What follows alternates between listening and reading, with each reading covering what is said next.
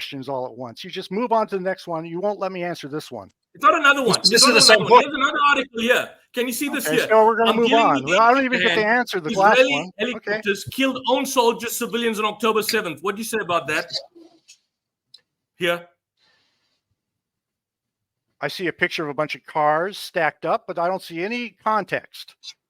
Okay, here's the out of context. I can make stuff up too. Okay, no. This is the Israeli facts.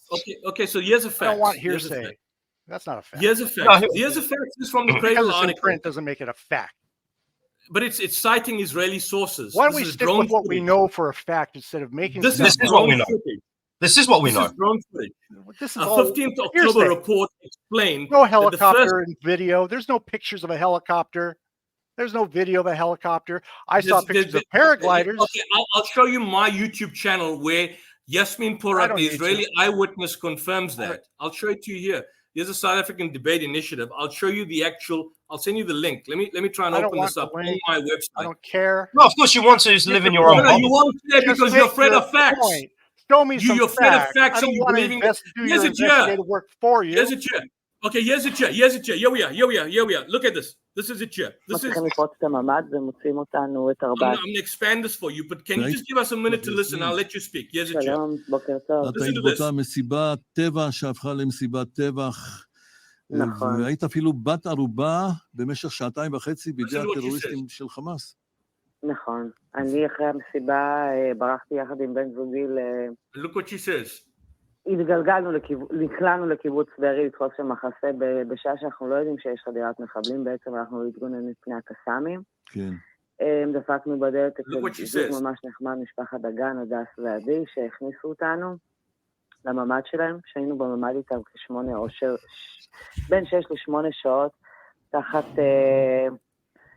פחד מאוד גדול, כי אנחנו יודעים שיש חדירה של כ100 מחבלים בתוך הקיבוץ, והיריות נשמעות בכל עבר, עד שאנחנו מגיעים לשלב שהזוג הזה מודיע לנו שהמחבלים ממש נמצאים בית לידינו, ושכנראה הם יגיעו אלינו, ובאמת לא עוברות 5 דקות וכל הבית מתנפץ לרסיסים, ואנחנו במשך שעה מצליחים לא לתת להם לפרוץ את הממד שלנו, ובמשך שעה דופקים 10 מחבלים בערך על הממד, להכות בערבית, שעה מאוד מאוד מתוחה, הרגשנו בפחד שלא יתואר, ואחרי שהם מצליחים לפרוץ את הממד ונושאים אותנו את ארבעתנו ליד שכבר בו שהו 8 בני ערובה נוספים, אנחנו מצטרפים ל8 האלה ואנחנו הופכים להיות בערך כ12 בני ערובה עם 40 מחבלים. שומרים עלינו. No, look at the words. Look at the words. What's the point? I don't get it. Okay, he mentions. What is your point? Her point is Christ brings a sword because Christ is violent in your version of reality. It is? Her point is that at the hold on. Well, don't pick a subject. Let's talk about that if you want to talk about Christ. No, hold on a second. Now you're jumping. What she's saying. No, I'm dealing with the issues. What she says in this interview on Israeli radio as an eyewitness, that there came a point, and it's here on this particular stream, where Israeli Apache helicopters came onto the scene and started targeting Israeli civilians, Israeli hostages together with Hamas, and they invoked the Hannibal Directive. The Hannibal Directive basically says that if there's a hostage situation to where soldiers are taken away or where civilians are taken away by, for example, the enemy, then the principle of the Hannibal Directive in Israeli military terms is that you kill both the hostages and you kill those who are taking them as being kidnapped. So Israel then kidnapped or killed its own civilians. That sounds reasonable to me. Yeah, well. So the point is, when in doing that, so if that's what they did, I'd have nothing against it. Hold on. I've got nothing against that. Yeah. So you don't have a problem with that. So what happened? No problem with that. Okay. So we know how brutal you are. We know how brutal you are. What they did in doing that, they then hold on, Adam, hold on. In doing that, I'm not Adam.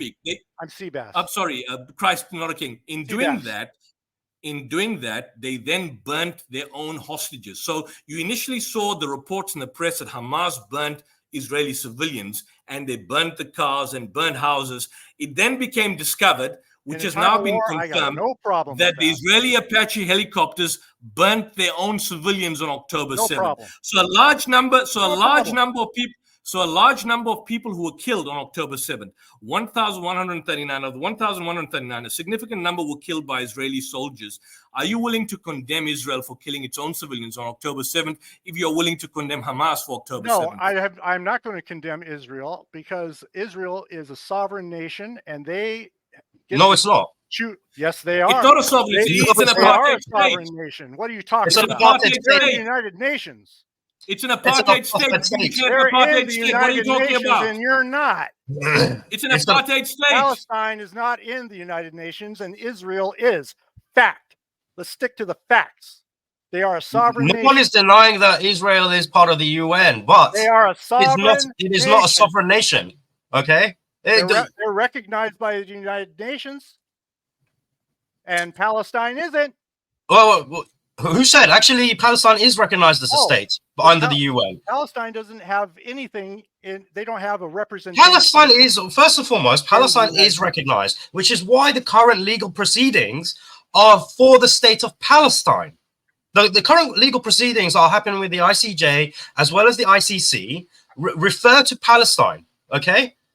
Are we going to talk about the helicopter? Or are we going to talk about the United Nations? You raising this issue. You raised it, okay? First and foremost, okay? They're a sovereign nation, and now you want to argue about that. But they are a sovereign. They're called Israel. They have land, and they're a nation. No, this is what the allies, only the allies of Israel. Nuclear weapons. Are you going to try to remove a country? Oh, look, you talk about nuclear weapons. That's going to scare us. Let me ask you a question without being interrupted. What do you think is going to happen when you start pushing Israel out of their country and they still have... It's not their country. Well, what happens when you push Israel out of Palestine? Good man. And they still have nuclear weapons on submarines. How are you going to stop them? What do you think is going to happen? You think they will actually use those nuclear weapons? Are you that naive to think that they're going to use nuclear weapons? What have they got to lose? What have they got to lose? Everything. Okay. They already lost everything. You pushed them out of Palestine. No. Who said? The Jews lived. The Jews were comfortable in Palestine. The Jews lived. The Jews lived peacefully in Palestine since the Muslims conquered the land. Okay, when the Muslims took the land from the Christians that were consistently killing them up until the until World War II, you got to remember this. The Jews were being killed predominantly by Christians from the 7th century. Well, actually before that, okay, since the rise of Christianity. All right, so we're talking 1st century. Actually, we're even talking before that, because prior to King Herod and everything, Jews were persecuted.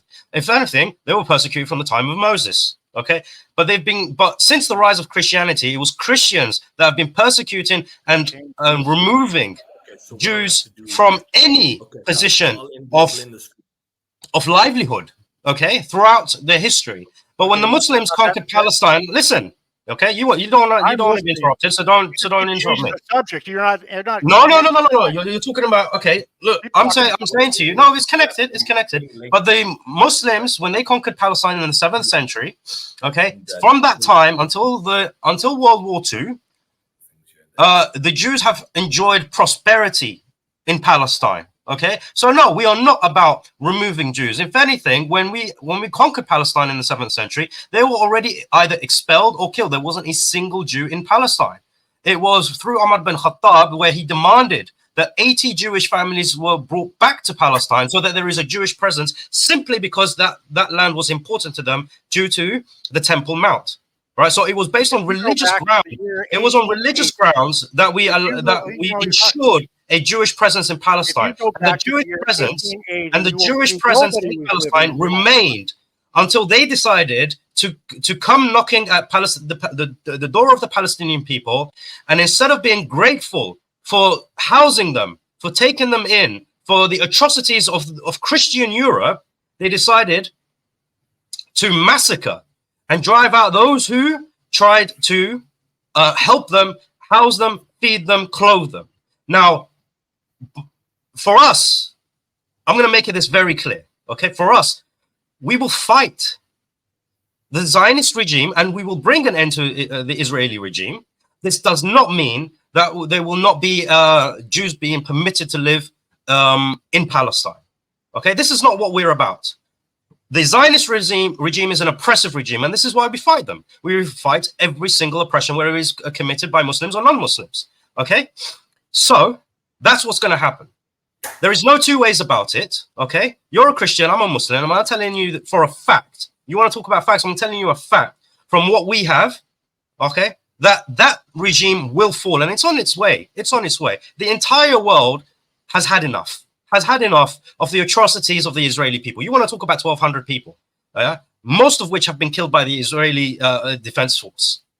Well, actually, the idiotic diaper frat boys. Okay, that's what I wish you'd make your point and stick with it, because you're just all over the map. Well, you're not getting my point. We were talking about nuclear war, and now you're talking about something else. Here's the point. The Jews are most safe under Muslim rule. Let me ask you a question real quick. Do you believe that? No. Hold on. You've lost. You know what? Hold on.